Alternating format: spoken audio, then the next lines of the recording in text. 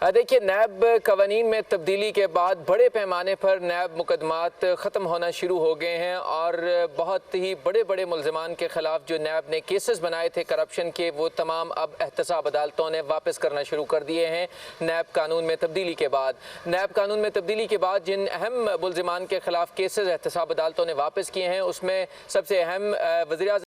शहबाज शरीफ के खिलाफ, साबिक वज़ीर आला पंजाब हमजा शहबाज के खिलाफ रमज़ान शुगर मिल्स, इसके अलावा यूसुफ रज़ा गिलानी के खिलाफ यूएसएफ फंड केस, इसके अलावा राजा परवेज़ अशरफ के खिलाफ रेंटल पावर करप्शन के 6 रेफरेंसेस एक साथ एहतसाब अदालतों ने वापस कर दिए हैं। इसके अलावा सरदार महताब अहमद खान अब्बासी साबिक गवर्नर खैबर पख्तूनख्वा हैं, मुस्लिम लीग नून के रहनुमा हैं, उनके खिलाफ नैब रेफरेंस वापस किया गया है। पीपल्स पार्टी के सेनेटर सलीम मांडवीवाला के खिलाफ करप्शन रेफरेंस वापस कर दिया एहतसाब अदालतों ने। पीपल्स पार्टी की सेनेटर हैं खातून रुबीना खालिद, उनके खिलाफ करप्शन रेफरेंस एहतसाब अदालत ने वापस कर दिया है। इसके अलावा जो